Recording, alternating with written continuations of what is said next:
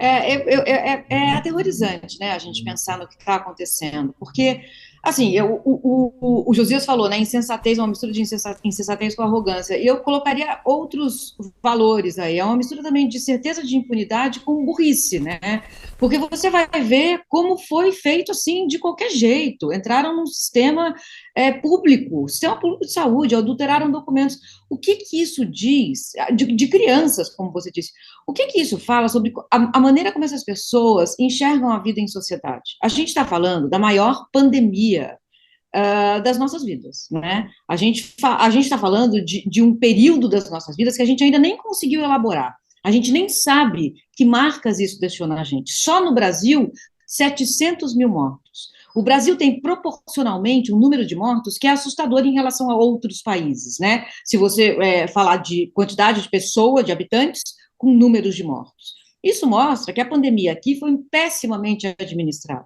E o que a gente está vendo agora é que o Bolsonaro e quem cerca o Bolsonaro e os bolsonaristas e as bolsonarices feitas, como o Josias falou, indicam uma completa falta de respeito em relação à vida da sociedade. Não é você falar, eu não vou me vacinar, é o meu corpo, eu que decido o que vai entrar no meu corpo. É uma frase que, sem contexto, até faz algum sentido, né? Meu corpo, minhas regras, é um lema do movimento feminista, né? Mas o corpo não existe sozinho, ele existe em relação com outros corpos.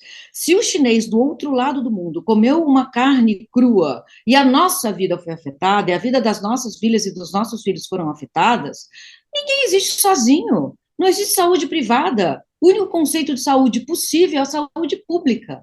E aí você pega um líder nacional que ignora esse conceito de civilidade, de solidariedade, de comunhão, e ainda envolve crianças nisso, incapazes de decidir o próprio destino.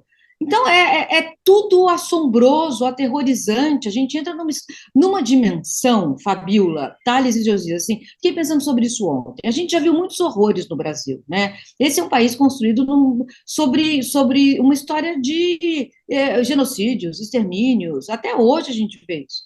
A gente passou por Collor, né? A gente passou pelo mensalão do PT, pela privataria tucana, a gente passou por um monte de coisa, que a gente teve que tentar entender do que se trata o Brasil e toda essa podridão. Mas o Bolsonaro foi lá e aprofundou a níveis desumanos, de podridão, não há adjetivos para isso. Ele aprofundou, ele abriu uma dimensão para um horror que a gente ainda não tinha conhecido. E a gente está vendo agora, com provas, com documentos, com análises, com perícias, do que se tratou o bolsonarismo, esses 4 anos e tudo que envolve o Bolsonaro.